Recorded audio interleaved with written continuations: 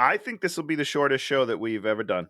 I do not believe that could even if I agreed with you, I don't think it would happen.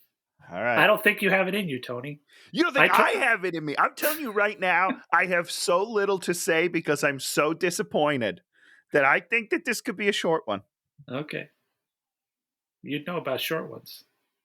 I would. Hey, watch it with Dan and Tony. Hey, watch it with Dan and Tony. It's Hey Watching, yeah. Welcome to Hate Watching with Dan and Tony. Tony's never ready because Dan's the wild card. You're the surprise guy, like you like to do it when I'm doing something or just in the middle of a different conversation, which is what we did today. I don't care about your conversation. I only care about Correct. me, Right. my It's ego. important. We got to get to the show. It's Dan's show. We got to do it. Oh, making a note to clip that line of dialogue and It's save. Dan's show. So this is Welcome to Hate Watching with Dan and Tony. I'm Dan. And I am Tony. We take it upon ourselves to talk about movies, typically high budget movies. I was talking to Shannon about that, and I was like, it's a lot more fun to beat up on movies that have no excuse because of the amount of money that's spent. Yeah, no, I get that. Yeah, because there was a whole kerfuffle. The Billy Eichner movie came out, and he blamed all the straights for it not doing well, and then one of the guys. Bros? Is that what it was called? Bros. And then one of the guys in the movie then went after Darren Aronofsky and The Whale for casting what's his name in it? I saw that, and I was like, for Brendan Fraser, I was like, "Are you?" First of all, fuck you. Brendan has had a hard fucking road, and good for him for knocking that out of the park. He looks phenomenal in that movie. And I've got my issues with Darren Aronofsky, whatever. But if your issues are with Brendan Fraser, it's like, get over yourself, dude. The dude, he is just like soulful and melancholy at this point in his existence that he's going to perform incredibly. And he has paid more dues than most people in the business. You know what I mean? Like, he's gone through some shit. And let me say this about the Bros movie. Doesn't look good. Doesn't look funny. Has nothing to do with it being about, being gay, being queer. It just doesn't look funny. They do a joke about fucking Dumbledore. What is this, 1994, guys? God damn, I was so mad. Well, wait, we got jokes about Maurice Chevalier coming up. Okay. At least this movie is supposed to not be set in today. So there's like a little bit of an excuse for some of that. So, and her point relevant, but my point was, it's like, that's the movie you're going after in Hollywood as being the problem. Yeah. Yep. It's like, there's so much in Hollywood you can go after, if that's your place. And that's why when you pick the Munsters, I'm kind of like, well, sort of a low budget movie, but man. Oh, we're doing the Munsters. Oh, P.S. We're doing the Munsters. And let me defend my decision a little bit. It is not about the budget, because honestly, visually, I enjoy it. I think they did a fine job with that. I mean, whatever. We'll talk about it. My problem is it's Rob Zombie, and my hatred for Rob Zombie, and he is the guy that when it gets announced that he's doing a remake of something, I'm like, well, he's going to fuck it up. He is incapable of understanding what makes something good and then expanding upon that. I will go back to his Halloween franchise over and over and over again about how bad of a Halloween movie it is. I don't care if you enjoy it. I'm okay with that. There are some things to like, especially in the second one. I thought that was very interesting. He did some good stuff. It's not a Michael Myers movie. It's not a Halloween movie. He doesn't understand what makes Michael Myers scary. He literally does the opposite of all those things. And just like the Munsters, he does not.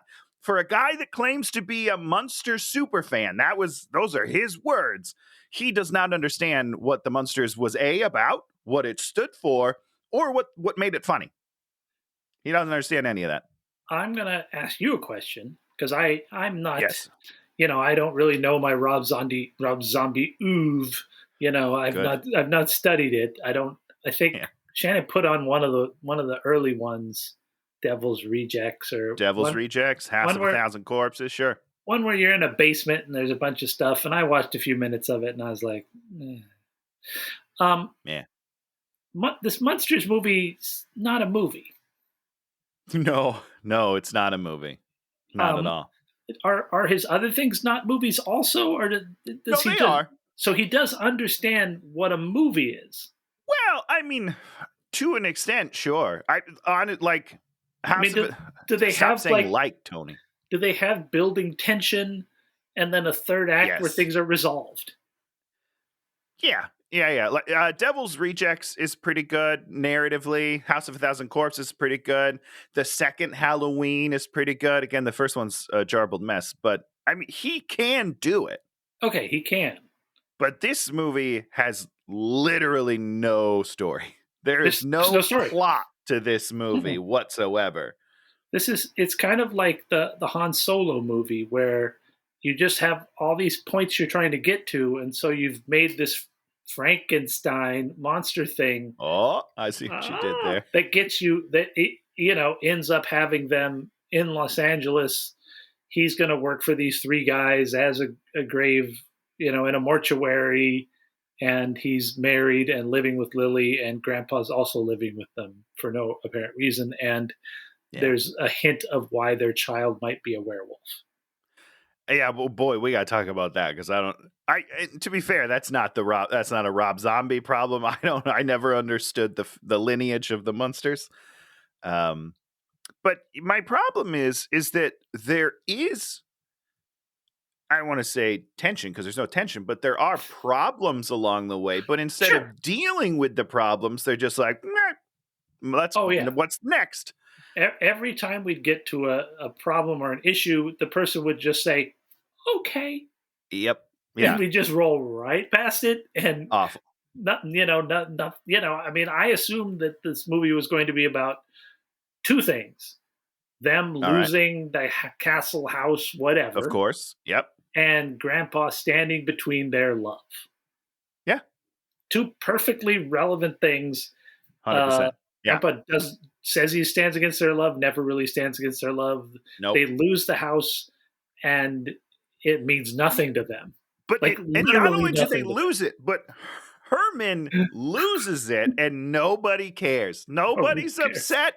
Nobody's mad. He makes a huge mistake, and everyone's like, "Oh, Hermie, no, guy, this is bad. This is a bad one." I told Naomi last night, I think this is the worst movie we've ever done. I don't think it made me as mad as some movies we've done. Not even close. Just as a movie, as a piece of cinema, I think it's the worst thing we've ever done. Absolutely. It is, and it's not the worst comedy we've ever done. Correct. Because we did Love Guru. And holy moly, at least Rob Zombie does a bunch of comedic-y things. They don't really land. The jokes aren't funny, but at least it's, it's kind of like Groaners, where you're like, oh, okay. Ooh, but part of that is the performance. Which could be directing as well. It could literally all be Rob's fault. I don't know for sure. Bobby Gould. But there are setup and then punchlines, but the punchlines have no punch whatsoever. They're just lines. You know what I mean? So they all just land so flat. There's a couple that I wrote down that I don't even care enough to get into, but I wrote them down because it's a setup punchline, but it's delivered so poorly with no timing, the wrong inflection, that it just ruins the joke. And I'm honestly wondering whose fault it is, and I don't know the answer. Yeah. Well, let's start it off. We start off Munsters 2022, hour and 50 minutes in a graveyard. Two guys, the Jorge Garcia from Lost, who's boy. You didn't mind him? I mean, him and the doctor, I felt, were the two people that actually were trying. Okay. At least within their framework, they were moving in the doctor guy. I thought was okay. He's good. Yeah, and he's fine. What's his name was trying to deliver the lines comedically, but he cannot. So here's my problem, and Oh, I this- agree with you. He's trying. He's Yeah. definitely trying. He is miscast because he is putting on a quote unquote character, Yeah. which is just a weird grovelly voice that goes in and out. He's Oh. unable to stick to it, and it half the time he just sounds like Hurley from Lost, and half the time he's doing this guy, but then he's like, oh, yeah.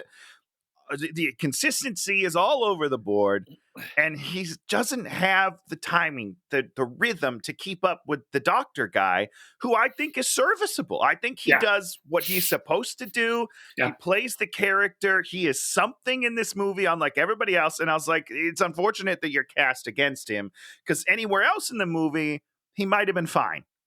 But in those scenes, he's with the one guy that's doing it, and it just it makes him look real shitty, real shitty. So basically, they're grave robbing for parts to make a man. The first part that they're getting is the greatest pianist in the world who's become a zombie, and somehow they're going to be able to use zombie hands. Yeah, And it doesn't make it sense. Don't try to overthink the science of this part. nothing makes sense. Eventually, the zombie comes back carrying a suitcase for unknowable reason. Why he's carrying a suitcase, they hit him in the head.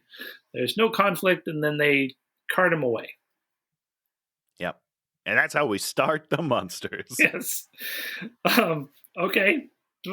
And Jorge's character says, a man's more than the sum of his parts. That's an actual interesting line there that could be explored in an actual movie. Yeah, if you wanted, because it's the opening scene of the movie. So if you wanted that to be Herman's through line, I am all for it. That's great. It's not. It's an incredibly hard line to write for. Sure. Like, if you were trying to write that movie, you'd have to be... I couldn't write that movie. Not even close. But then would you set it up as if you're going to try to write that movie, Dan? No, because you're not an idiot. That's the problem. Yes. Parts is parts. That is what my movie would be about. So then we cut back. We cut over to Grandpa. Grandpa's a vampire. He rises up. He's got a bad back. There's a guy named Igor who I guess Grandpa turns into a bat later because Igor's a bat in the actual Munsters show. Yeah, in the show. Do you know the show, Tony? I wouldn't say I'm a Munster super fan, but I am familiar with it, and I do enjoy myself a Munsters episode. I mean, Herman Munster was basically the dad I never had, you know? Wow. Okay, so we'll Tony, talk more about that later when I really tear apart the Herman Munster of this film. Good, because I have one burning question that hopefully you can answer. That I didn't do the research, but I watched the first half of a Munsters episode, then never got around to watching the second half. And the idea of the Munsters show is that they are monsters living parallel to the human world. The human world finds them horrific. They find the human world horrific, but we always sort of figure out a way to never make that like understandable to the opposites, you know. So They never try and kill Herman Munster, but he never tries to kill the humans. It's just like everybody thinks everybody's ugly and weird. Well, Herman, and maybe we can dig this in right now, but Herman is like the epitome of tolerance. That's like his whole thing is like, let's be kind to everyone, no matter who they are. And that's why the family never like lashes out at the normies that are very scary to them, because they're always trying to be nice to them, even though they're different. It's the whole thing about the show is all about like, because at the times, you know, we were pretty divided and there's a lot of racial stuff going on. So it's all about like unifying in a family sitcom, only, you know, except for they're monsters, which was great.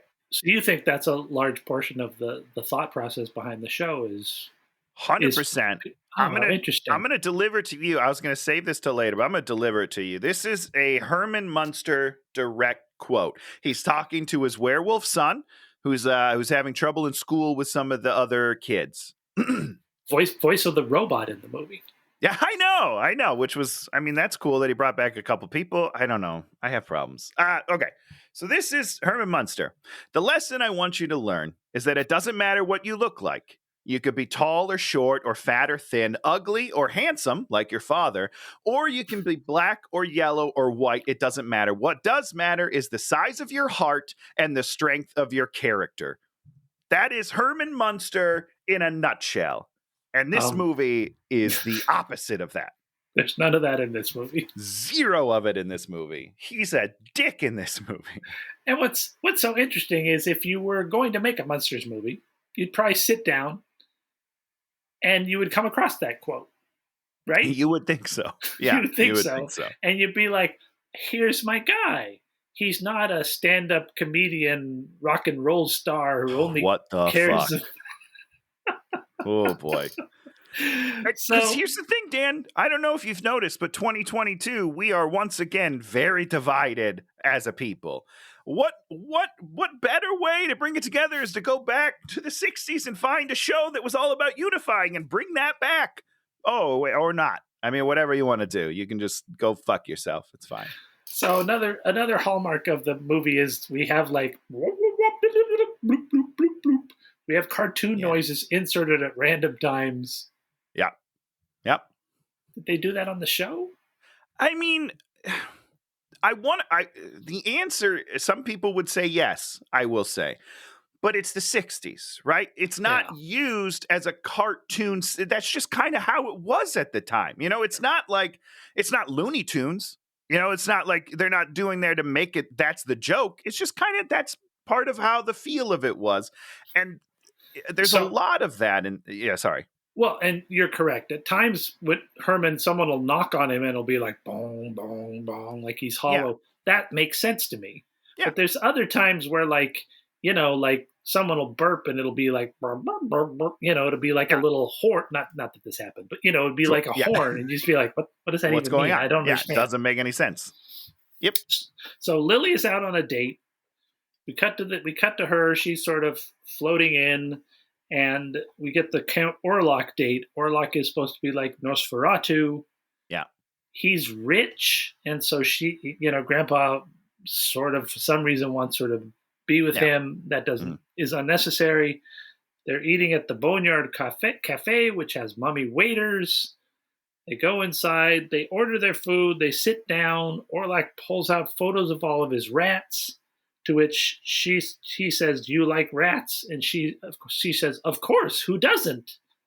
And then she immediately does not care. Doesn't about like them, the rats. and is instantly bored. And you're just like, that is like the capsule of the movie. Her line delivered with earnestness. Yes, of course. And then immediately she's like, "I'm bored instantly. I don't like these rats at all." Yeah. And you're like, "Can we?" That's the whole movie is just make a decision. Yeah. Is she happy to be there? Not happy to be there? Who's fucking the thing up? He's fucking it up, and she's deciding it's fucked up, but not based on the things that she said would not fuck it up. Correct. Yeah, and that's as confusing as that sentence just was, Dan. That's how I felt the whole time during this movie. And then they proceed to eat a meal. Tony. Yes. In the Munsters movie, she's a vampire. Do they spend lots and lots of time eating human meals? Not human meals, no, but they do have family mealtime because it is a family sitcom. And does she eat human food? I want to say no. They make jokes. A lot of the jokes are about what they're eating, and Grandpa drinks blood, so I don't remember what she eats, if I'm being honest, but they make jokes about what people are eating, and it's funny. Okay, because this movie has, I believe, 4 or 5 meals in it. Yeah. Where vampires are always eating meals and we're always bringing in weird food and it's supposed to be funny. And I was like, this is literally the laziest thing you can do with your time is to have unfunny meals. Yeah. And I hate it. I get it. Again, they're not used. So in the show, it's all about them coming together because that's the one time a family comes together every day. So they have conversations over the meals. And then there'll be like little jokes about what they're eating. Like, I don't know. But I will say he's just eating pasta. Right? Yeah. Count Orlok's just like eating pasta. I don't understand. Make it worms or something. I don't know. Do something. But pasta's nothing to me. I don't know. So, but before you move on, Dan, sure. let's put on the brakes here. Wow. See, when we started this show, Tony's like, this is going to be our shortest show ever. And you know what I said? I cruised through. Well, I've got 5 pages. And we're on page 1 still. Yeah, we're doing fine. We're barely into the show. It just started. So, Dan, when are we? We're 1962. 63. Are we? Yeah, we're 1962. Because here's why I'm confused. Why are you confused? This is it's not a reboot, right? This is technically a prequel? It's a prequel, absolutely. The show takes place in like 64. 64, so this is 63. Yeah. So you're telling me they have an 8-year-old child in that time in 2 years, but not only that, but Marilyn says in the sorry, what? So then it's 19. It's 8 years before 1964. But that's what it doesn't make sense. Hold on. It gets better, Dan, because then there's Marilyn, who is in high school or college. And she says in the show, I think she's got to be in college. She's in the show, she says she has lived with them since she was a baby. So that's really? 18 to 20 years. Okay. So now we're back into the 40s, maybe, but they're making 60s jokes, which I don't understand. And in the show, I'm almost positive they say they met Herman in the 1800s. So I don't understand when we are. And then to top it all off, at the date, she makes a joke. Lily is like, oh, you said this in your dating profile. Not a thing. Dating profile's not a thing. And like, I don't know what's going on here. But 1960, you don't have dating profiles. That's not a thing, Dan. I don't know when we are. You see, that would involve a conscious choice about trying to and that's another whole point with this thing is the Munsters TV show ignored the idea of lore. Right? 100%. Yes. They're never going to explain to us how a Frankenstein and a vampire can have sex and the baby is a werewolf. I know, and it's very confusing. Always has been. I mean, as a kid, I never thought about it. I never spent anything, and Lily is just free to walk in the daylight. There's nothing about her consuming blood, and I mean, you can get away with this in a TV show in 1964, but in today's day and age, you gotta kind of address the lore a little bit if you want us to sort of go along. Yeah. And so in the next scene, we find out that there's this disco werewolf who's grandpa's other son. Yeah. Talk a little bit about the disco werewolf, Tony. Well, he's like a junkie. Am I crazy, Dan? Or was he like a junkie and he's spending all his money? And it was very weird to me. And I didn't, because he's always like, yeah, man. Okay, we got this, we got that, we got this. And he's like very jittery. And I was like, I think he's on heroin. I know that this character is in the show. Oh, is he? He is. Okay. But I think like only a couple of episodes. I don't really remember him, but when he came on, I was like, oh, I think that's the brother. I don't really remember him from the show. So I can't imagine he was a big part of it. And he's a huge part of this movie. And I don't understand what's one thing that's happening with him. Well, he has been compelled by this gypsy Zola because he owes her money. And so the gypsy wants to get the castle. And through machinations, we find out that the gypsy once went out with Grandpa. Now she's mad at Grandpa for breaking up with her. So she wants to steal his castle. Yeah. And then the wolf needs money. And so he does. He gets her the castle eventually. So not once again, here's a plot line that has only to do with money. Yeah. Which that is Dan Goodsell's number one thing is if it's about money, it better be a very good plot line because we're going to hate you for it. Or at the very least, for me, it should at least affect the way that people deal with you. And I don't feel like they deal with because Lily and the brother, whose name I actually can't remember. Lester. So that's not a good start. Lester. Yeah. the molester. Right. That's right.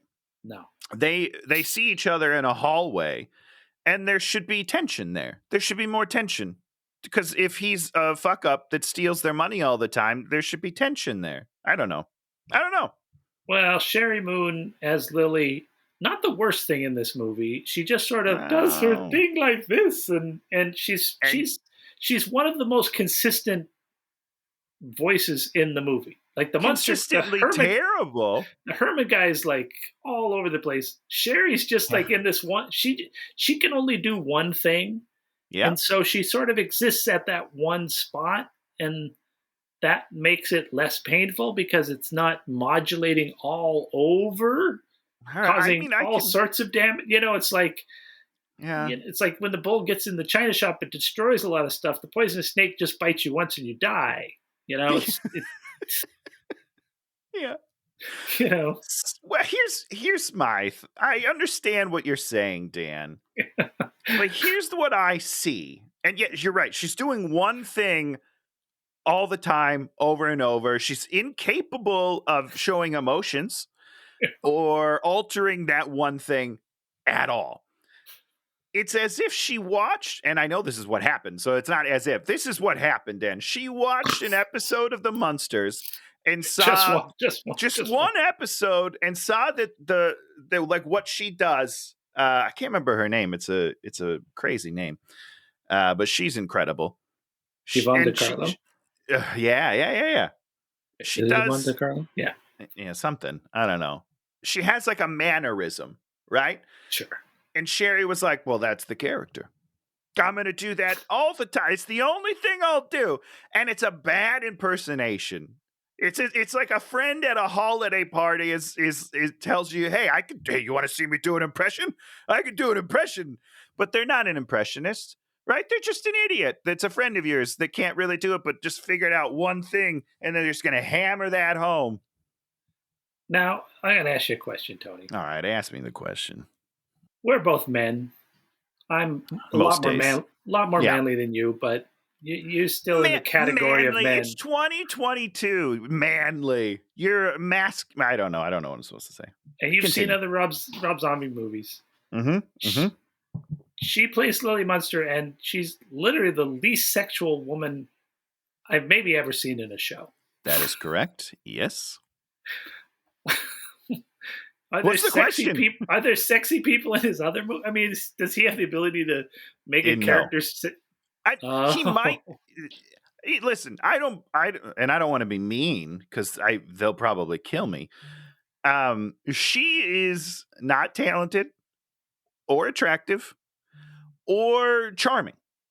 Three things that I think you need to exude sex appeal in a movie: charm, talent, beauty. Right? Those three things together, and you got yourself a sizzling cinema reel. She's got nothing. I understand that they're married, so that's why he keeps casting her. But I think every single time he comes out of the movie, everyone's like, why is she in the movie? She's not good enough to be in this movie. And to be fair to her, she is good enough to be in this movie because this movie is a trash pile. So there's that. I keep watching that She-Hulk show. I can't believe I watched one episode of it, and that was as far as I got, Dan. Is it good? So is it bad? What's going on? I love it. Do you love it? Okay. I'll have to finish it. It's my like teen girl show. I have a lot of those, so. So that after her date with Orlok, they go there. She closes his eyes, and then he does the disco dance from the Alice in Wonderland movies that Johnny Depp did, and it's but more think of that. More terrible. And you're just like, what is happening? I don't know what. And this it is. goes on for a couple of minutes, and the whole time I'm wondering, why is this happening in my life? What did I do to deserve this, God? And that's when Sherry gets a good joke. She's like, I'm gonna go. Is that like a joke? It's totally a joke. Think about like a good act, and she's kind of funny when she says it, but think about if someone good was like that. They would just be like, yeah. I'm gonna go. Cartoon sounds. Yeah. That would be funny. No.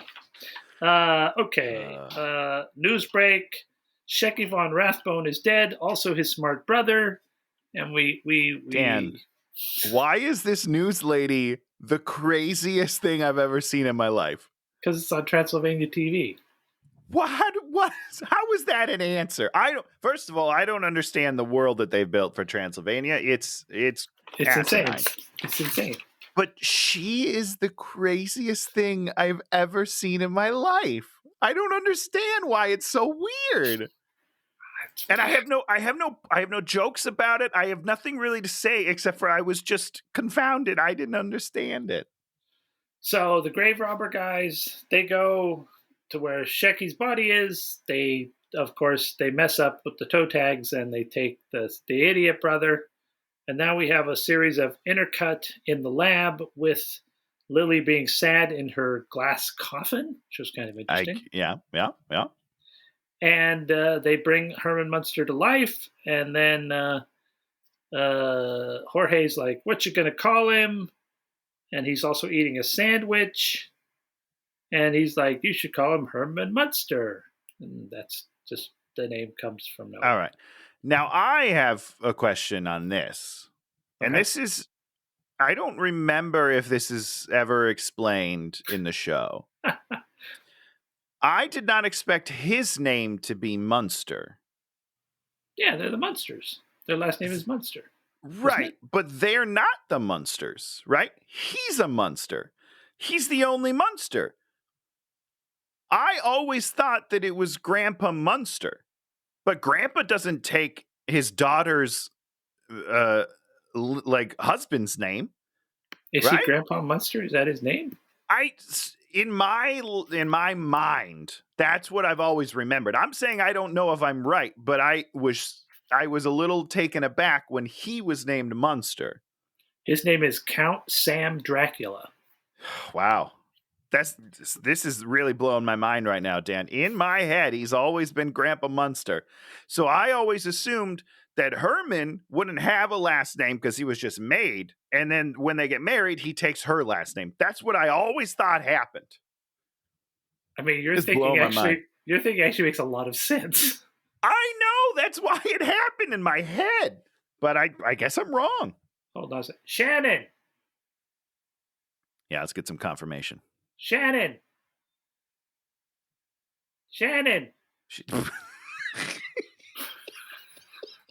That's the dysfunctionality of our household. Just screaming for her. She ignores you. No, not today, Dan. Shannon.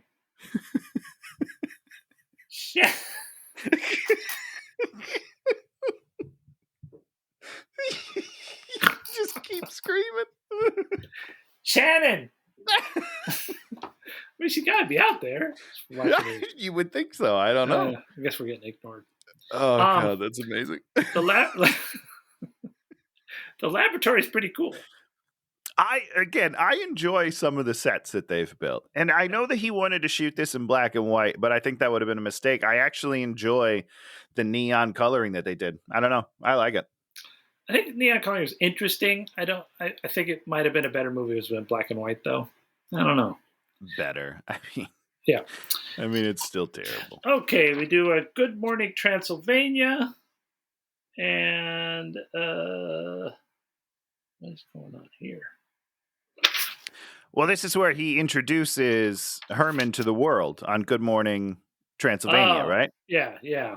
Finally, something that I can talk about that the plot of this movie is asinine. You're telling me that this scientist who was able to create a human from dead body parts didn't test out the monster before he brought him on live television? Nope. Okay. He did not do that. All right. So, well, that's pretty stupid. Grandpa and Lily are having another meal because this show is just about people sitting and having meals, watching television. It's a thing on television, watching television. Everybody's watching television. I wonder if it's a zombie thing. I want to go back now and rewatch all of his works and see if there's like a lot of eating food. Yeah. Maybe there is. Maybe he's got a fetish. Oh, so the doctor's on the show. He reveals the monster. Lily instantly just falls in love. And what's the reason why she falls in love with him? Well, because he's got the flattest head she's ever seen or something ridiculous like that. But I will counterpoint, Dan. I don't think she loves him at all. What do you mean, This she's is in lust with pure him? lust. Yeah, she is so horny in this movie. Thirsty. And yet she's so thirsty and yet so non-sexual. It doesn't make any sense with the character. It's very strange. I couldn't marry the two things in my head because the way that she talks and looks at him, she's very thirsty. She wants to climb that tree. And yet at the same time, she's the opposite of sex. I don't know. It's weird. It is very weird. He's perfect flat head, and we quickly establish he's not smart. He can't play piano. Yeah, I don't understand that then. They got the right piano hands. He But should not be the able to right- play piano. Yeah. So then I was like, oh, it's because they didn't get a smart brain. But the brain wasn't a piano player. He was just a smart guy. It doesn't make any sense. And then later, in like 2 scenes later, he's playing guitar. Doesn't make any Perfectly. sense. Hold on a Doesn't second. make any sense. I hadn't thought about that. He plays guitar perfectly. Plays guitar like a pro in the maybe 2 scenes later. Doesn't make any sense, Dan. It's very dumb. And then he dances, and then he does horse face jokes, and Lily loves it, and Grandpa hates it. And Grandpa's right. Herman Munster's a piece of shit in this movie. He is a douchebag. It's kind of true. In the other movie, you kind of root for Herman. He's kind of an idiot, but you kind of root for him. He's And a Grandpa's big, dumb, sweet guy. That's what he is. He's lovable and big and dumb. That's great. And Grandpa's kind of obnoxious and irascible in the TV show. He's fucking bonkers in the TV show. And he's crazy. Because Yeah. the one I watched is Herman sneaks down into his lab while Grandpa's asleep, and then he gets turned into a human being, because he gets zapped by his things, and then then Lily's no longer in love with him because of how ugly he is, and all these sort of things. Always great. Yeah. But Herman goes down in there, and then he touches something, and Grandpa's asleep, and an alarm bell goes off, and he's like, "What's that idiot doing in my laboratory?" He goes down there and yells at him some more, and it's funny. Yeah, he's bonkers. So the doctor is unhappy that his monster is a monster. And then Lily goes to see Herman at the Zombie A Go-Go, and Herman does the first of his songs in the leather biker gear, which is something he wears on the show later. I think when he does Dragula, right? When he does the drag race episode. Yeah, that sounds about right. Here's what I'll say, Dan. Yes. Again, it doesn't make a lick of sense that all of a sudden he's a uber guitar singing guy because he just couldn't perform on the piano. But the song's kind of a banger. I like it. Like the song. Okay. Yeah, I'm totally into it. I wonder if Rob wrote these because there's a couple of songs and I genuinely enjoy the songs. I was on board. I have to imagine the album design is an album that they're going to put out or something. Yeah. And I will buy it. As much as I hated this movie, I will buy it. So Lily loves the song. Then we find out that Zoya also owns this club. And the Wolfman is there, and we set up a super arbitrary, you have 2 weeks to get me the castle. Okay, we're on a time limit. We never hear about that Dan time limit again. Time limits, though. It's your We favorite. We never hear about that time limit again. We never see that time pass. It's never a countdown. Nope. It's just this arbitrary. There's some dramatic tension. 2 weeks. 2 weeks. Yep. Yeah, nothing at all. I love it. Good for them. There's a robot. There's a robot in the club. Sure. Robot comes back. Isn't Count Orlok in the club too? Don't care. Okay. I feel like I remember seeing him dancing, and maybe there's just multiple people that look like the Nosferatu thing. I don't know, but I'm sure he was in there because all right. So now Jorge's his manager. And he's like, I need hits. Make me hits. Make me more hits. How did that happen though, Dan? Where is the storyline for that? Once again, so bonkers. That could have been your movie. Herman becomes a rock star, it drives a wedge between him and Lily, and then he finally finds his way back home and eschews celebrity for Dan, love. you actually just described an episode of the Munsters, so they can't do that. There's genuinely an episode where he becomes, I think, a singer or maybe a rock star, and it's like, will fame change Herman Munster? It's great. It's a great episode. And that's the whole thing is you have to understand, the choice of making there be no plot is not a better choice than expanding the plot of an actual old episode, because they made 77 episodes. I've written one of my 7 comic books that I put out is that story. It's called Chasing Fame. Love it. Same old story. You rise to the top and then crash to the bottom. Was it Mr. Toast? No, it was Mope the Onion. Oh, of course. I'm sorry. I didn't mean to offend you. What an asshole. Oh, shit. Should have read the book. Tony doesn't know my oov. Okay. So, yes. Oh, but Dan, look behind me. Yeah, you got my artwork back there. Right there. It'll be hung up eventually. I just don't have a screw right now. Yeah, you got Fuck You University up, but you don't have that that way. Yeah, fire it up. Priorities. Okay, so Wolfman is going to do the Wolfman meets Lily, and she's like, introduce me to Herman. And he's like, give me some money. And then he doesn't really even do the introduction. She just wanders in there. The money. Finds Herman. And she doesn't say anything. That's why it bothered. If he just was hustling her for money and then she called him out on it, I mean, I guess that's something. Yeah. But she gives him money and he's like, I don't know, he's over there. See you later. And she's like, okay, it worked. Unbelievable. It's just so dumb. So her and Herman set a date. And then we have a nice scene where Herman can't decide on an outfit, while Lily also can't decide on an outfit. That wastes time. Why did you say nice scene? We have different feelings. Just a scene, not a nice scene. Just like, here's the thing we can do, deciding on outfit scenes. I guess. Yeah, let's go. Tony knows that because he's done that sketch. I did that sketch as well. And listen, I want to toot my own horn, but I feel like mine was better. No, yours was funny. Okay, so maybe not better, but at least funnier. At the bare minimum, it was funny. Yeah. So Herman is going to the date. He stops to buy some Lily. He buys some blood for Grandpa. Grandpa's at the top of the castle watching Herman walk up looking like an idiot. And then he just lets him in. Yeah. Yep. I mean... And once we get inside the castle, we begin this thing that happens a couple times during the movie. Maybe it happens more, but I only noticed it twice, where we have a series of nauseating camera moves for no reason. Oh, no, it happens. It happens a bunch. Yeah. This is called directing, Dan. I don't know if you've heard of this position. I remember the guy that did Battlefield Earth. He also did directing. The funny thing is, this is worse than his directing.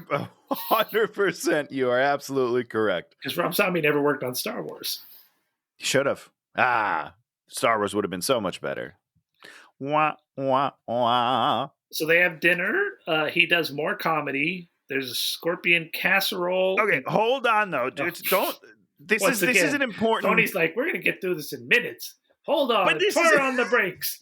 This is an important moment. This important moment. I'm going to be stunned if this is truly important, Tony. This is an important. Fuck you. This is an important moment for Herman Munster in this movie. Okay, ready.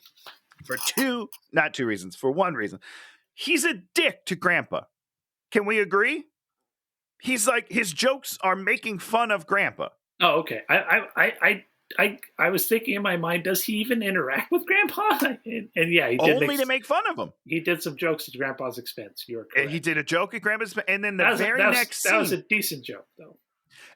My problem isn't with the joke. I did think it was funny. It's a good but joke. He's being an asshole to the guy he wants to impress. And in the next scene, he's talking to Lily, and he says, I can't figure out how to make him like me.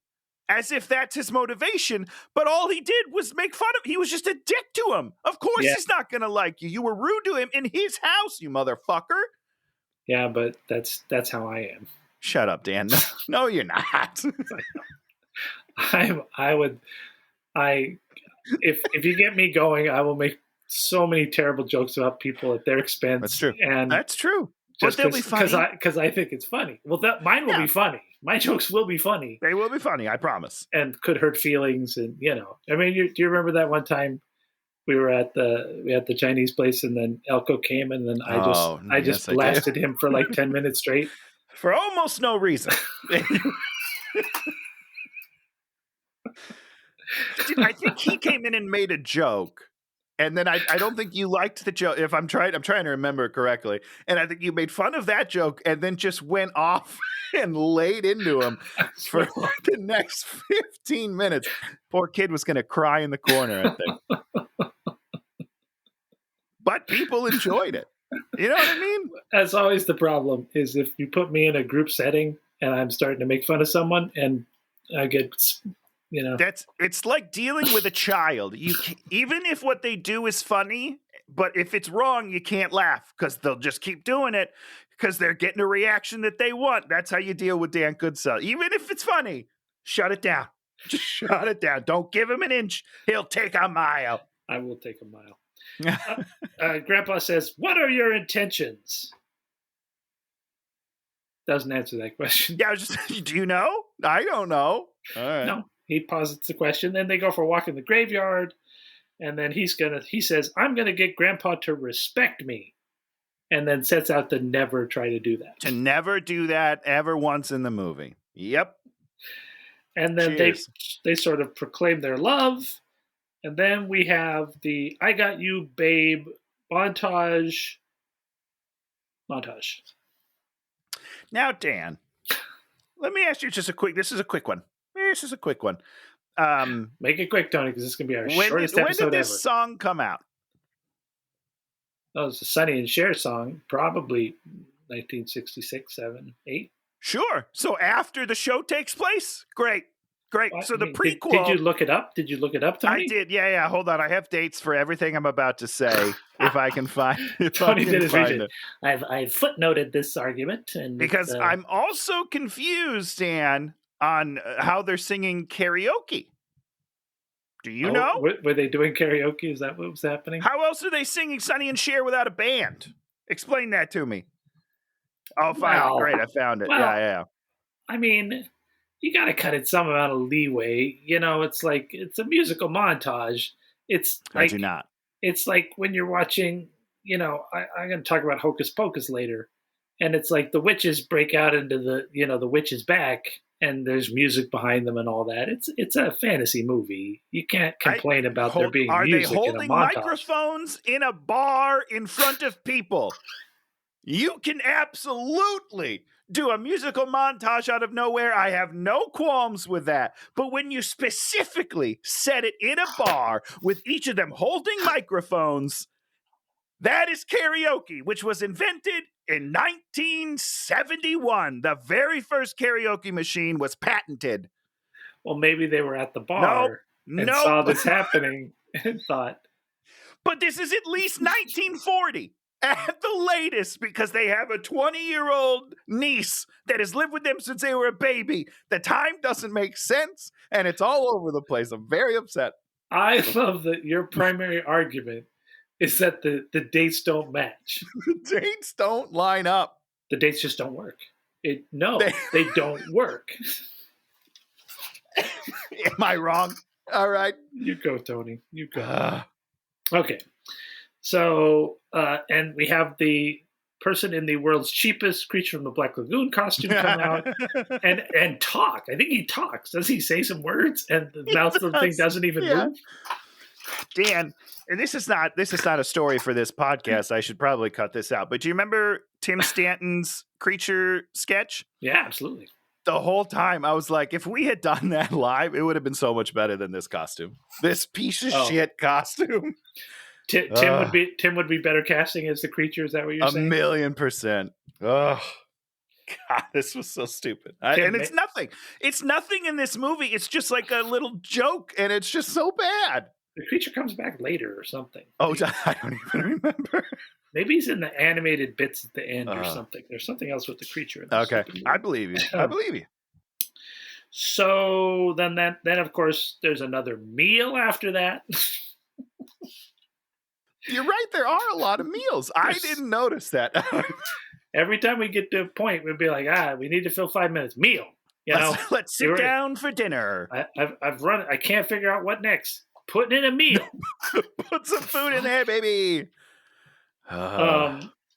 They go to the Devil's Island Hotel for a week, and he asks her to marry him with this weird ring.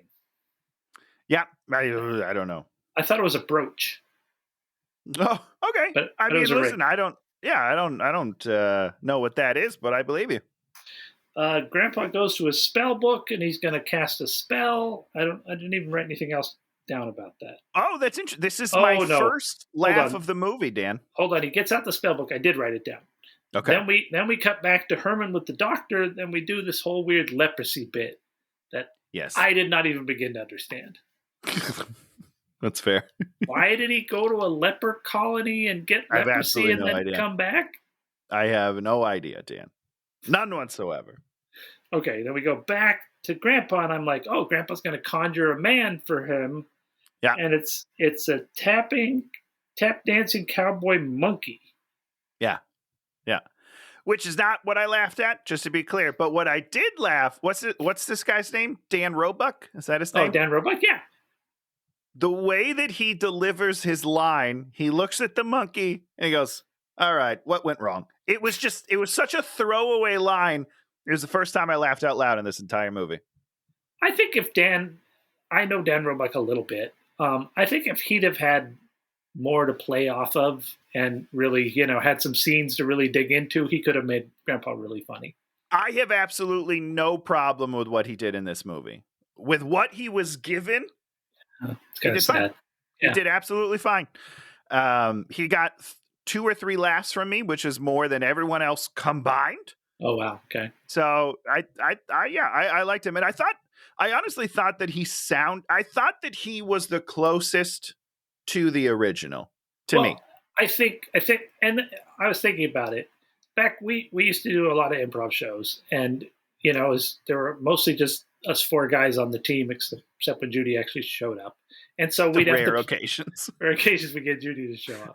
So we'd have to play female characters. And the key to playing a female character is embodying it and then just doing a little something with your voice. Yeah, you don't go full Monty Python. Monty Python's great, hilarious, but that's not what you do in improv because it's also Monty Python's also very specific. Yes. Yeah. They're parodying very specific classes of people and women and whatever. Yes. So you take on a thing, and I think he took on that Grandpa energy where he wasn't just trying to do Al Lewis. Yeah. He was doing a thing where it's like this is the guy. Yeah. No. Work for me. As you can tell, I have not complained about him other than like a little bit, but for the most, Dan Roebuck, good in my book. Yeah, he's a real good guy, and that's one of the things he's been doing conventions and stuff, and people really like this movie, and they're liking it for him, and it's like I could see how you could sit down at this movie and enjoy it. I cannot. I'll tell you that right now. I cannot see it. But if you're a hypercritical asshole like we are, you're wanting a movie that could stand the test of time, that is a real homage to this show that meant something to people like Tony. I want a movie that makes sense. I don't need a movie that stands the test of time. Just maybe a plot would be good. Maybe some characters. That would be great. I'm asking for the bare minimum, and I didn't get it. I disagree with you. And that's why I think people sit down and they're all just like, look at the monsters. Look at that. Because where are they, Dan? I don't see them in this movie. There's a creature from the Black Lagoon. He's in a rubber suit. There's those weird mummies. They're serving scorpion casserole. Ha, ha, ha. This is funny. So, it's like I hate the people that like the movies that act like they're smart. This movie doesn't ever act like it's smart. It's just you're like, right about that. That's true. Here's a bunch of dumb stuff. I'm putting together all this dumb stuff, and if you like it, you like it. If you don't like it, this is not Jaws where it's like hitting the beats right on every moment, and you're invested in this. This is just like It's like an Adam Sandler movie. People like Adam Sandler movies. I like Adam Sandler movies, Dan. I do not like this movie. I didn't At say least you. the Adam Sandler movies have a plot. I didn't He say you goes should through like this something. movie. I know. I think you're being too lenient, and I'll tell you right now that people that like this movie are wrong. That's not true. Art is, Art is subjective. Art is subjective. If you like it, that's great. I disagree with you, but it's fine. Do you? I'm not going to hate you for liking this movie. If you like Tenet, you're an idiot. No, hold on. If you like Tenet, it's fine. If you like go to bat for Tenet, if you are fighting people to tell them why it's great, then I don't like you. Okay. If you enjoyed it, whatever, it's fine. I don't whatever. You're crazy. You're a crazy person if you enjoyed it. But if you're out there swinging at people on Reddit and be like, this is the best movie ever made and you're stupid, fuck you. I'll slap you in the face. If you even moderately enjoyed it, you're an idiot and I hate you. I love it when you get fired up, Dan. Herman's wedding day, Lester the Wolfman comes in there and says, let's go into business. And Herman's like, sure. And he just signs away the castle. Okay. Yeah. Oh, okay. Oh, boy. We've given up. They have the wedding. There's a robot priest. We do the whole joke of hitting the television when it stops working, because that's a joke everyone understands. Yeah. For the last 100 years. Yeah. And then the doctor laughs because laughs at Grandpa. He's like, aha, he's your problem now. Except for we haven't really seen him be a problem to the doctor. Nope. The doctor pretty much dropped him immediately. Yep. So I don't understand that joke. Then they're driving down the road, and the Wolfman's on the road for no reason. Yep. And then Lily's kind of onto that Herman did something, but she doesn't find it out and doesn't really care, and it never becomes a plot point. She doesn't care enough to even ask. You know what I mean? She knows something is up, but she doesn't ask. It doesn't affect anything. She doesn't care. And then Zoya gives money for the deed, and the Wolfman has money now. Great job, Wolfman. You did it. Then we talk about their whole honeymoon in Paris, Tony, with the Maurice Chevalier joke and everything, and the mime. There's a mime, and there's an Eiffel Tower cut in. So I don't know how do I consolidate this? Sure. So this is the first moment. And make it fast because this is going to be our shortest episode ever. It's the shortest episode. I'm gonna punch you right through the screen. So this is the first moment in this movie where the Munsters are faced in the normal world, which is, I've waited an hour and a half for this moment because I thought that that's what this movie would be about, similar to how the show is all about that. And they don't do anything with it. There's everybody screams and runs away. Everybody screams and runs away. There's no commentary. There's nothing in this scene except for one joke. Dan, do you remember the joke? No, I do not remember the joke. So everyone runs away. The mime, kills himself. Mime kills himself or something. Yeah. And they're like, well, that was a weird mime. And Lily says, and I quote, it must be one of those new modern mimes I've read about. She does say that. I remember her saying that. I got to rub my ear. Oh, Jesus, what an itch. Okay. Oh, get it in there. Get in there. Is that a joke, Dan?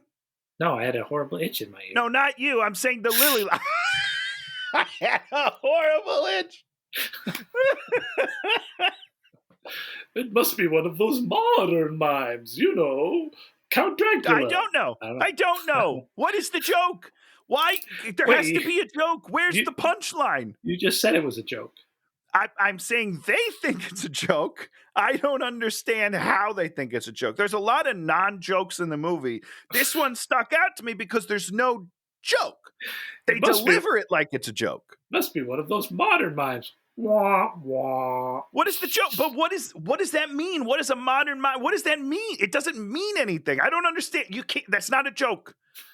It's not a joke, and you can't say it like it's a joke because it's not a joke. I was very upset. I don't know why I got so upset. I was really upset at that line. And then Herman goes into the sewer looking for they go to the sewer looking for a monster, and then Herman off screen wrestles a monster dragon, puts it over his shoulder, and takes it with them. Yep. Why? Oh, because there's a dragon in the show. In the suit. Oh, I don't even remember that. Is that weird? I think so. Isn't that what, or is that in the Addams Family? There's something that lives under the stairs. Maybe that's Addams Family. I don't remember. I don't know. I think so. I bet you're right. I'm sure you're right. But Herman, it doesn't matter. So Zoya, we find out, is Grandpa's ex-wife. She's getting her revenge, so she mails him an eviction notice. Okay. Honeymoon suite. The dragon is in the bathtub. I thought that was cool. The eyes are so crazy on that thing in the bathtub. It's like they're huge. I know, it was very weird. I liked it. Yeah, I didn't hate it. I thought it was a cool prop. And I wrote, Grandpa shows up and then they go back. So he shows up in Paris? Yeah, they do a really funny bit where he shows up and he's going to hit him with a wine bottle. Champagne, excuse me. Oh, at the door. And Herman's like, oh, the champagne is here. Opens it, grabs the bottle. Thank you, mademoiselle. And then closes it. And that should have been a funny bit, actually. It should have been a funny bit. It's a classic old school sitcom bit. And they fuck it up. There are years and dozens of examples of this exact joke. Just copy one of them. Don't do your own thing. Just copy it. Do it. It works. It's worked for 50 years. Copy it. And they fuck it up. It's unbelievable. And why are they going back? Did he get? I don't know why they're going back. I have no idea. I didn't understand. I didn't get it. Okay, now we're going to get to the most confusing thing ever. Okay, the Zombo TV show. The Zombo TV show's going on. Yeah, and I guess they must have gotten the eviction notice, and so they call their lawyer, and their lawyer's in jail. Mm-hmm. And he basically tells them, "You have no case." And there was one joke. Grandpa had a joke where he's like, "Where did he graduate? Did he graduate magna cum dum dum?" Yeah, it's a good joke. It's a fine joke. Was that one of the ones you laughed at? That's one of my laughs. Yeah, that's number 2. I believe there's one more from Dan and one from Herman, and that's it. That's my whole movie. Now, why was the lawyer in jail? And what did I have no idea, Dan. I didn't even understand. When they showed him, I was like, well, this is just an inmate. I don't understand what's happening. I got nothing. I have absolutely no idea. So Herman's like, we need to go to L.A., we need a fresh start. And Grandpa's like, okay, let me pack a bag. Yeah, and then there's like a joke about you get one bag. Was there? I don't understand it. He's like, you get one bag. Okay, what? And Grandpa doesn't make any sense. Grouse about that. Nothing happens because of that. It just, whatever. It's just like, cool. Let's do it. So he uses a potion. He turns Igor into a bat so that he'll have a bat named Igor later on in the show. Right. Yep. But during the show, he was his butler, which didn't make any sense and didn't add anything because they needed another character, I guess, to talk to at times. I don't know. I don't know. So they talk to a real estate agent and are setting up a house, and then they fly to the USA, and it is like Tony's thinking about shooting some sketches. And when you shoot sketches, you find these places where they have like the world's cheapest sets. And there'll be like a half an airplane. There'll be like a diner, a dinette. There'll be all these, little kitchen, a little bedroom. Yep. This set looks so cheap. Yeah. It's really bad. And listen, that's the least of my concerns with this movie. I get it. And my shit's not going to look much better, but it'll be funnier. So everyone they say they're in first class, even though they're totally not in a first class kind of a thing. That is correct. Yep. And they say everyone's run away, and then like one of the stewardesses like runs through and then jumps out with a parachute. Yeah. And they land, and then Herman is drunk too much, and so the pilot and the co-pilot have to carry him down the stairs. Why do they have to do that? I don't have a clue. I have nothing. Have you shut down, Tony? Are you shut down? Listen, Dan. Are you shut down? Do you have anything else to say about this movie? We're getting to the part of this movie that really upset me. You're looking like angry and quiet. I'm waiting until we get to the neighborhood because I am livid. So they get to the neighborhood. Hey, here we are. They arrive on Halloween. They go to the real estate lady. Nope, don't skate over that, Dan. They arrive on Halloween. What a fucking cop-out. They arrive on the one day a year that they can walk around without being noticed. The entire show is about them being noticed. And you make a movie where they show up on the one day that won't happen. Are you kidding me? That is asinine. That is, oh boy, I almost threw something at my TV when that happened. It's ridiculous. Have you ever thrown something at your TV? I haven't because I love my TV and I don't have enough money to buy another one. Oh, shut up, Mr. Tony Moneybags. I mean, I could buy another one. I don't want to buy another one, all right? There it is. Although if I did, it would be bigger. You know what I'm saying? So they go to the real estate lady, and she's dressed as a witch, but she put no green makeup on her neck. I know. Why is that? Because I don't even think it was a choice. I think they ran out of money to pay the makeup lady. She's like, I'm only here till noon. It's 12:05. Just hurry up. No, because they wanted to absolutely make sure that we understood that she was human. I understood. All right. I knew. Understood. I know you did. And it was such a terrible choice. You're just like, so anybody that was on set that day would have looked and said, dude, just cover the neck. Just do it. Just do it. It looks terrible. It's stupid. Why did you cover the neck? If anyone was putting, and I mean, the makeup was professionally applied to her entire Absolutely. face. Yes. Professionally. Yeah. They would have done it on the neck. 100%. Yeah. Okay. So she passes out. They wake her up. Dan, wait. The dragon thing is Spot. It's supposed to be Spot, which is the kid's pet. That's who it is. Well, good one, Tony. It's little Eddie. That's little Eddie Munsters' pet dragon. Doesn't look anything like it looks in the show, but it's fine. She wakes up and then she takes them on a drive. And then instead of having a drive, we have this weird cartoon green screen scene. Yep. I don't understand it. I don't get it. I don't get it. I don't know. They get to the place. There's a beautiful house, but right next to it's the shitty house. And they're like, we want the shitty house. And she's like, but this is the house you wanted. Nobody wants the shitty house. And then she's like, okay, I'll sell you the shitty house. And they're like, okay, we got the shitty house. Yeah. So here's the problem, Dan. This, again, should be a funny mix-up situation. Nope.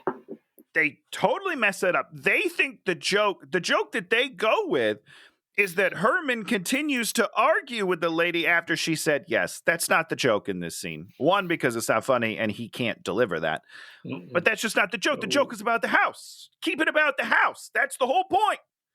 I don't understand what they're doing. However, I will say this is my third laugh from Grandpa, Dan Roebuck.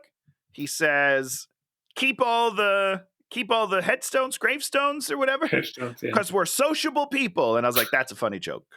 That's a funny joke. Because we're sociable people. Good joke. I enjoyed it. We went to the bed house. Now what? Okay, then they're sitting in the house all on the couch, and they're like, "All now what? We're broke. Guess we gotta get jobs." Great. There it is. Stuff. Really good. There it is. They open the door. Good. There's a whole Halloween dance going on. We do a Vampiro song. They walk out there. They win a contest for being the most Halloween-y. Herman does material. There's mingling. Then these three Undertaker dudes give Herman a job. Okay. I'm going to make this you're right. It's not a short episode, but I'm going to make this as brief as I can. So the pilot episode, the very first episode of the Munsters that aired, they go to I would have never guessed that you were a Munsters aficionado. In a million years, I would have never guessed this. Look at this shirt. Isn't that 11? Oh no, this is just the Universal Monsters. I'm just a Oh, monster fan, Dan. I guess I enjoy my I monsters. guess you're a Monster Squad kid. I just Monster Squad's the greatest just film of all time. Way better than this movie. Will you agree? oh, I will agree that Monster Squad is better than 98% of the movies we've ever done. 98. What is the 2%? I wonder. You can think about it. You don't have to Mac and answer right me, off the bat. Mac and me, Mac and me. It's unfair. That's an unfair comparison. Mac and me, better movie than Monster Squad I mean, Mac and by a me lot. was So weird. hilarious. It was absolutely one of the So best weird. moments of my life was finally seeing that. I don't remember what I was saying. Oh, the pilot episode of the Munsters. They go to a Halloween or a masquerade party and they win for best costumes. Oh, okay. And then I can imagine that Herman- was funny. it's funny, and Herman takes it genuinely and is like, oh, that's very kind of you. I won because he was wearing an outfit, but they won because you know what I'm saying. Yeah. And then Lily is like, I think they were being rude. I think they were calling us ugly. And then they're like, what? So there's the classic little misunderstanding about, setting up the whole dichotomy. We don't do that at all in this. And I thought that they were at least going to, again, copy what happens in the original. Oh. But they do the they just fight against it at every turn. It's so weird. So Herman goes for his first day of work. He sees normal people because it's November 1st. He freaks out, Of course. runs away, and hides in the house. And then Lester knocks on the door, and Lester has taken the money that he got from Zoya, gone to Las Vegas, and gives a bunch of money to Herman. And then Herman is happy because they're now rich. Yep. And that's the end of the movie, I think, right? Boy, is that frustrating, huh? Is that the end of the movie where they're rich? Yeah, I think so. I don't remember anything happening after that. It just what I remember is that the movie just kind of ends. There's no wrap up to it. It just cut to credits. What I will say is that this was the part I was going to bring up, the Herman Munster character. Gotta talk the about original. the poor dude playing Herman Munster. Oh no, what do you say? We can talk about that in a minute. But Herman Munster, his whole thing is being tolerant. That's his jam in the show. In the movie, he is belligerent. He's screaming about these people, and Lily is the one that says they need to be tolerant of these people. That's not right. That is incorrect. That is just wrong. The roles are flipped, and that really bothered me. This is where I was going to read that quote where he is always the level-headed one in the relationship. Level-headed. Exactly. Good one, Tony. That's not my joke. It's their joke. Oh, they make that joke? That's a joke in the Munsters. They talk about how he's the level-headed one. Oh, it's a whole fucking thing, you guys. And they just can't do it. They can't do it. You're so level-headed, Herman. No. Yes. Oh, yes, I am. No, your head is flat like a goddamn level. Yeah. That must be a direct quote from the 60s show. God damn. You want to talk about the guy playing Herman? You don't have to. Who is he? I don't know who he is. Just some friend of Rob Zombie's, I guess. All right. He was atrocious. They're all bad, right? But he was on another level of inconsistency that just blew my mind. His voice is all over the place. Yeah. His facial expressions are never the same. There's nothing about him that is consistent in this movie from scene to scene, and it's bizarre. Yeah. Not much else to say. He was bad. Okay. Now's the point of the show where we talk about something we liked. Yeah. We watched Hocus Pocus 2. I fell asleep at the end, but it was great. Okay.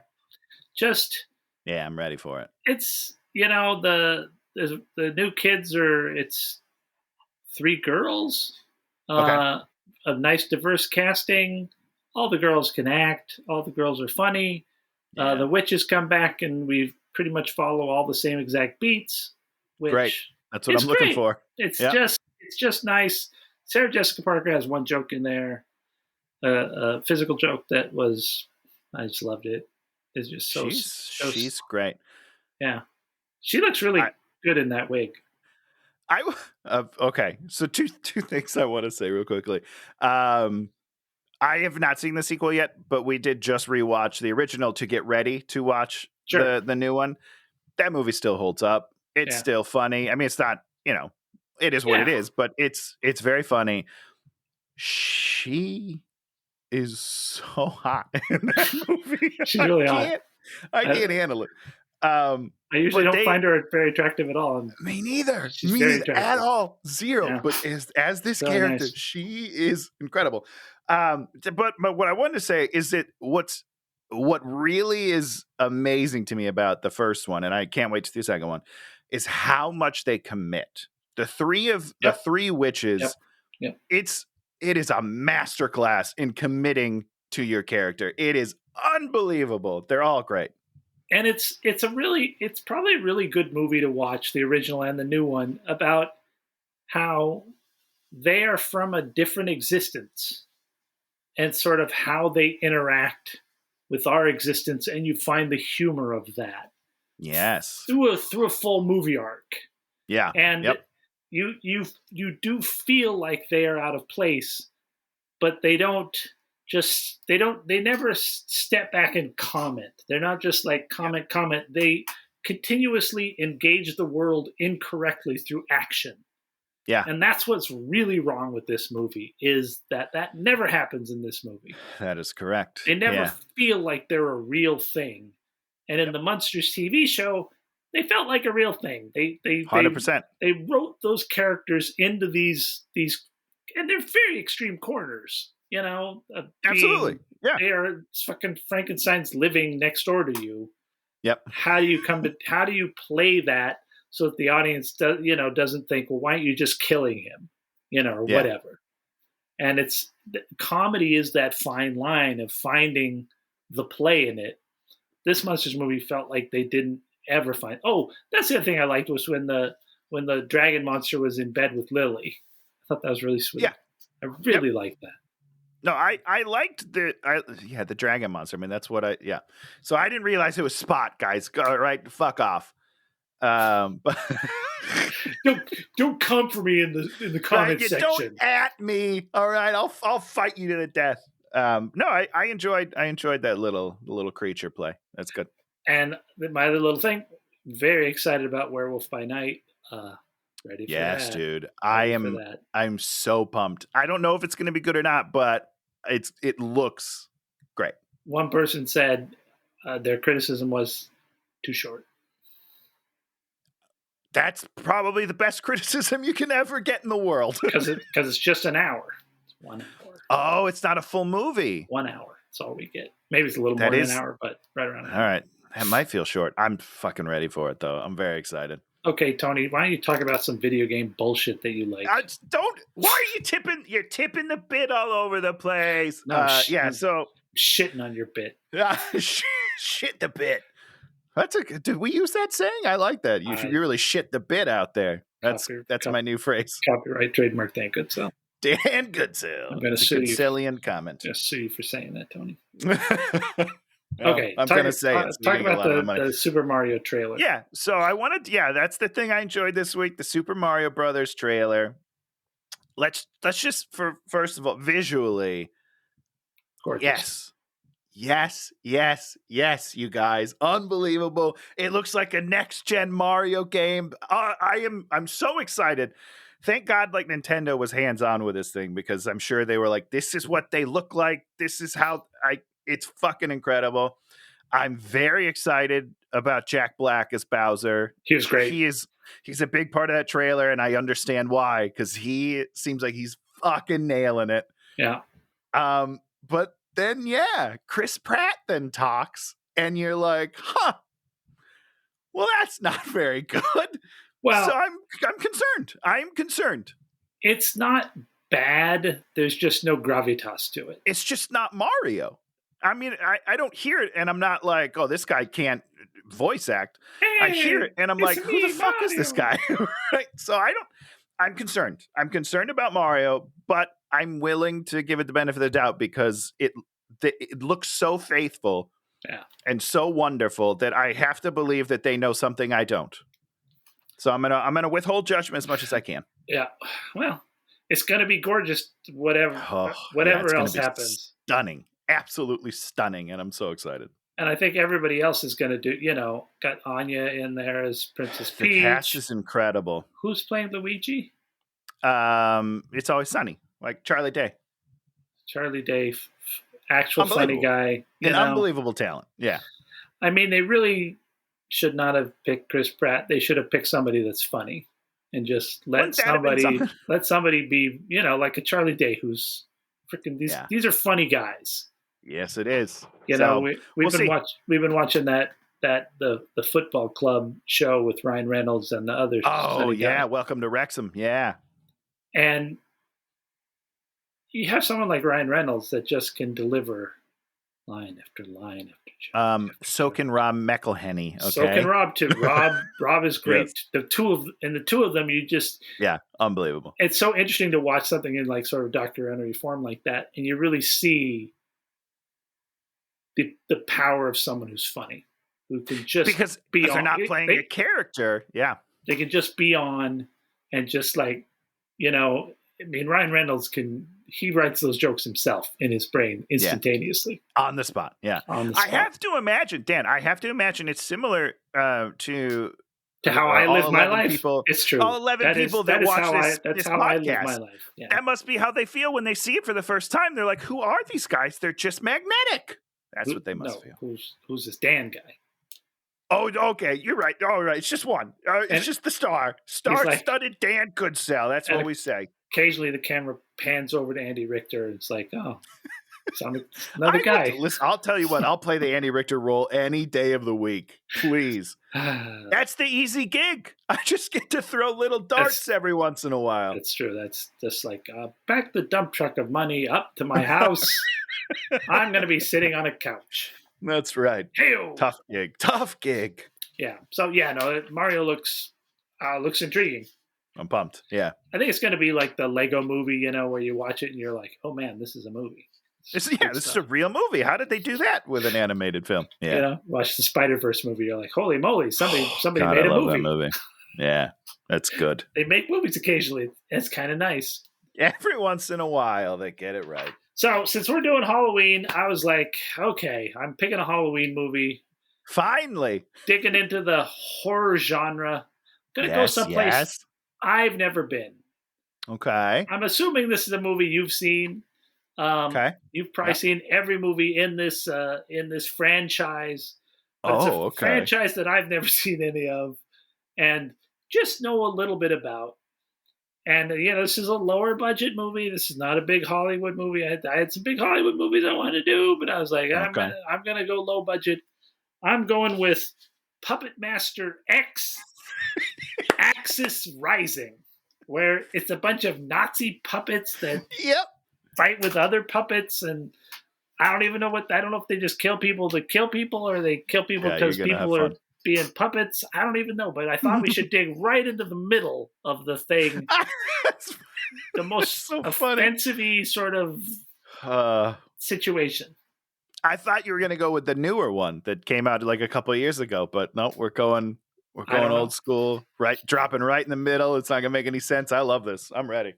So you've seen all these movies? I don't think I've seen all of them. I don't. I mean, I've definitely seen the first two, the originals, and then I saw the new one when it came out. But I'm definitely missing the middle ones. So this is going to be fun. Some freshness. Tony will probably start at the beginning and watch them all. So how can you not? You have to know what's going on in the franchise, Dan. How can I not? Well, it's a movie, so you should be able to not have to watch all the other stupid movies and just step in there and understand, why Driller is drilling into Count Axis's brain for whatever reason. All right. Well, you watch it your way. I'll watch it my way. All right. Anything else to say tonight, Tony? I'm already getting sad because October is, almost over. Yeah. So it's rolling along. I know it's my favorite month of the year, and it just goes by so fast. It's not enough October for Tony. It's not, Tony. But then I also refuse to watch horror movies outside of October, which I get yelled at in my house. It's a thing with me. It has to be Halloween season. And then I just, I go hard for those 31 days. And then the rest of the year, I got to cool off. I gotta So you cool don't off. watch any scary movies? I would. It's probably not zero, but if it comes up and my wife is like, "Oh, there's a horror movie we should watch," I'll be like, "Yeah, in October. Let's wait 6 months." You're so weird. I know. I got a lot of rules. So Well, your dad was from Munsters, so I guess we can't be surprised. I wish, man. What a gentle, beautiful soul. Or a shitty stand-up comedian that also plays guitar for some reason. Either one. Bing! Bing!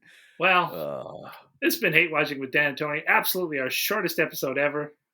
100%. 100%. Without a doubt. We did it. Great job, team. If you like what you see, give us a comment. Give us a thumbs up. Leave us some analytics. All those things you can do to help us out. And we'll be back next week with another review of Puppet Master X. X is Rising. X. Goodbye, everybody. Hey, watch it!